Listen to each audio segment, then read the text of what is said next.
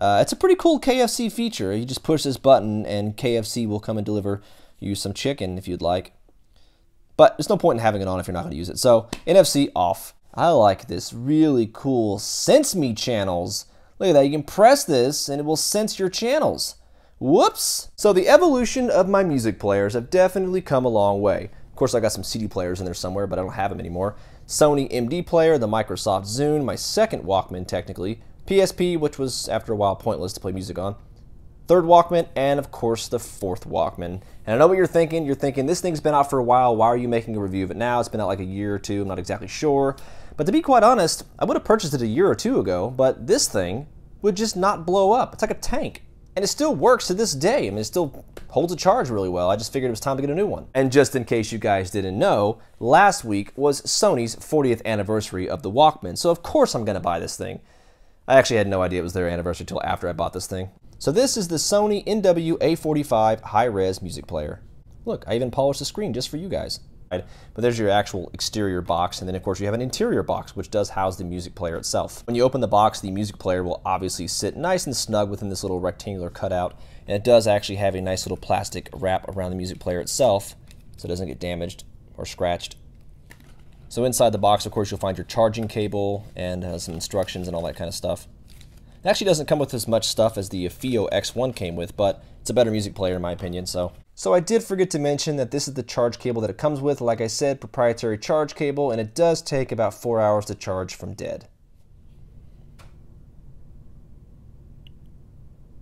So the NW-A45 is pretty much a touchscreen music player. Now you do have some external buttons on the side here, which me personally, I do like that a lot. So if the screen is locked, you don't have to unlock it to change modes or change songs or volume up and down. Some music players aren't like that, they're 100% touchscreen. But on this particular one, you have a play, pause, fast forward, rewind, you have your hold button here, your volume up and down, and of course your lock screen and power button on top. Press and hold the music player for more than about 2 seconds and it will automatically turn on.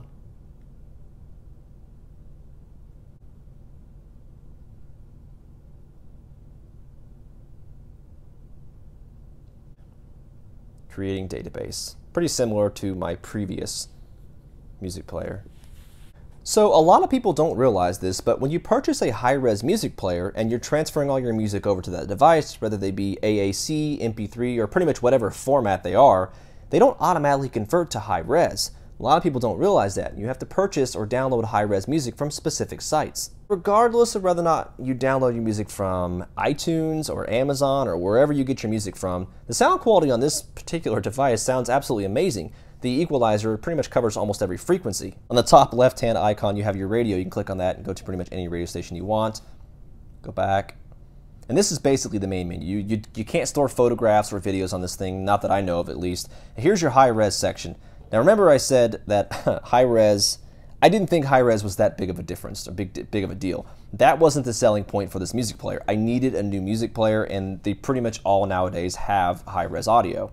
So the battery life on this thing is actually really good. It's like 45 hours at full charge. And then here's your high-res audio section. Now this thing does already have some preload music on here, which sucks. I'm just kidding. Actually, this Paddy Fahayil, this one's actually not bad. It's like Scottish folk music. But you have DSD and you have FLOC, your direct stream digital, I think, and then your FLOC, which is like lossless audio. Two different formats, but both same thing, high-res music. I'm not going to play any music for you guys, mainly because it's not like you're going to hear a difference anyways. You're listening to it on a phone or a tablet or a laptop, so it's not like you're going to hear the difference. So we'll go ahead and go to your album. And here's all your music. Not exactly sure what that was, I'm sorry. Folder. Now this thing does have expandable memory, which is really cool. I think it's expandable all the way up to 1/4 TB, so you can put 256 in here if you'd like. But we're just going to go with the onboard storage. It's blurry. Sorry. I'll fix that right now. Now we're going to go ahead and click on a song. I don't have headphones plugged in. Got your headphone jack, your proprietary charge cable, which is pretty much the exact same as the previous, or my old music player, pretty much the same thing. You got your attachment for a lanyard, which is kind of weird because if you're listening to headphones, it's kind of hard to hold that around your arm, but it does have a lanyard attachment if you want to use that. And of course, Bluetooth. Obviously, Bluetooth, I don't use that much. Now, something else you guys may not have known, Bluetooth audio is actually a little bit, it's not as good as listening to hardwire like auxiliary or headphones. It may not be that much and you may not even notice it, but technically it does. All right, so we'll go through all your modes. I'm totally lost. I don't even know where I'm at. Okay, so we'll go through all the modes here. Here's your setting mode down here. And all of your settings right here. Playback setting, output setting, device setting, clear audio plus, sound setting. You can choose different headphones, clear phase, ambient sound mode, noise canceling. But you don't have those headphones hooked up, and I don't have those headphones, so you can't actually choose those headphones. You just go to the other. So we'll go to the sound settings, and you can change a lot of things. The equalizer on here is fantastic, by the way. You can choose any frequency really from 60 hertz all the way up to 16,000 kilohertz or 16 kilohertz, 16,000 hertz basically. Adjustment here, and you can go by and adjust each individual frequency if you'd like. I pretty much have it set to this because I notice it sounds pretty good. The reason why is because you have your VPT surround. I am personally a huge fan of this particular program or this particular setting in the software for this music player. This one had it, this one's got it, a lot of theirs do have it. They replaced one with the other, but regardless. You have studio, club, concert hall, and matrix. Whether or not it actually sounds like a concert hall when you're listening to it, it just sounds different, and I kind of like it. So I basically always have it set to concert hall. Of course, you can choose to turn it off if you'd like or turn it back on, but there are your VPT surround sound. Like I said, I don't know if it actually does legitimately sound like you're in a studio or a club or concert hall matrix. I just know that the sound is different, and it sounds really cool when you have it on concert hall, so I just kind of leave it on there. I've always had it on concert hall, and this was actually called club, so they replaced club with concert hall, in case you guys were wondering. Dynamic normalizer, you can change that. Minimize volume difference between songs, which is pretty cool. You have your DC phase linearizer.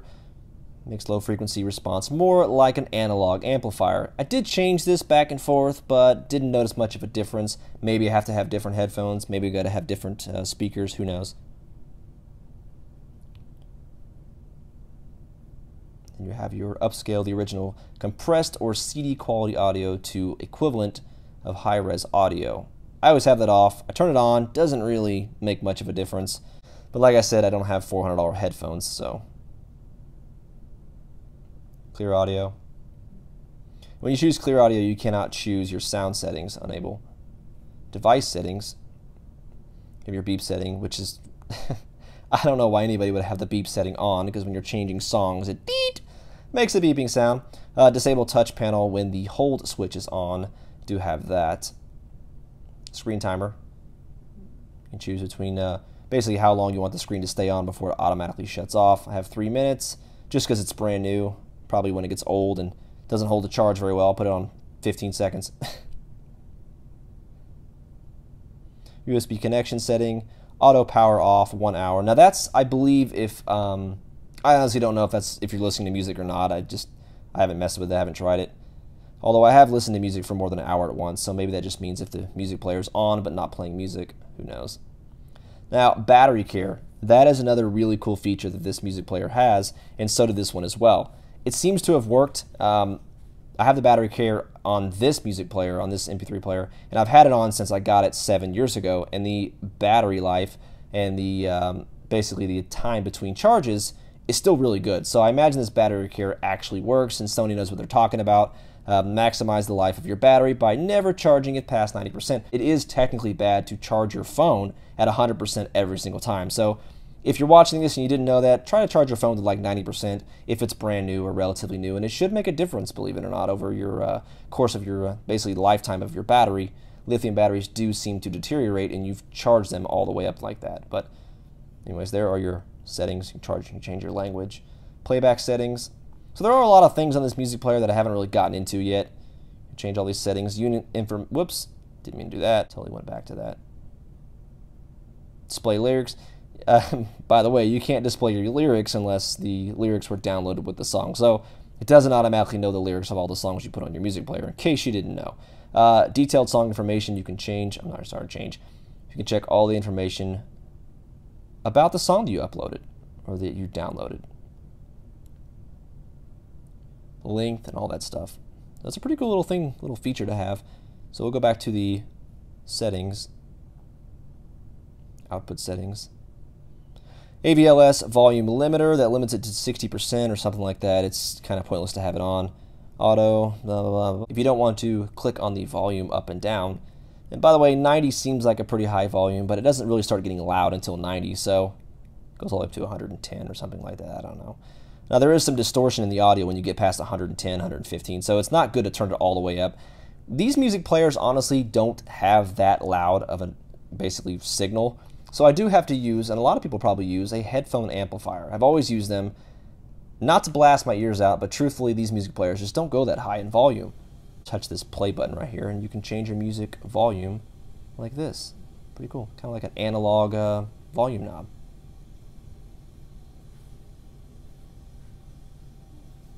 Okay, so one more feature that's really cool about this MP3, I'm sorry, some people get mad when I say that. One more feature that's really cool about this music player, I've had people really get on to me for saying MP3 player on one of my previous videos a long time ago, my FIO.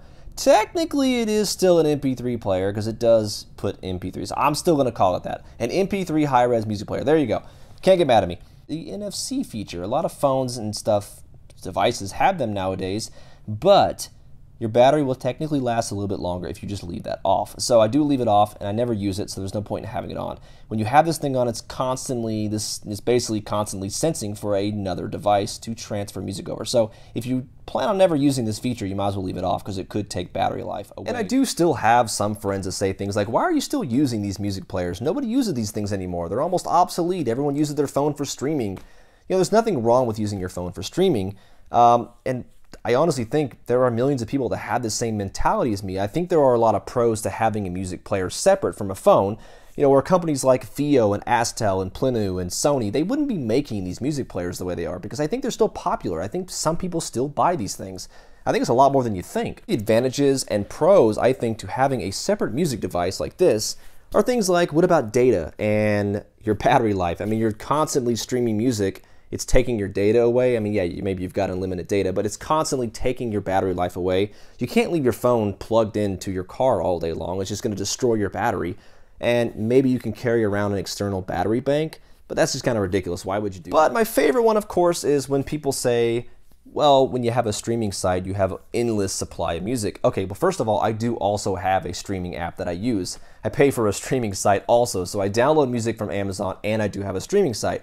That's how I find new music, but I also buy it as well. So I just wanted to make this quick review and maybe some thoughts about this music player. And if you're thinking about getting one, I really suggest that you do. If you've got a huge library of music, then I really think Sony does make the best music players. And FIO and Astel and Plenu, they also make good music players, but I've been a Sony fan for 20 years now, so I'm always going to stay true to this particular company. So those are basically just my thoughts on the Sony NW-A45 high-res music player. So thanks for watching, everybody.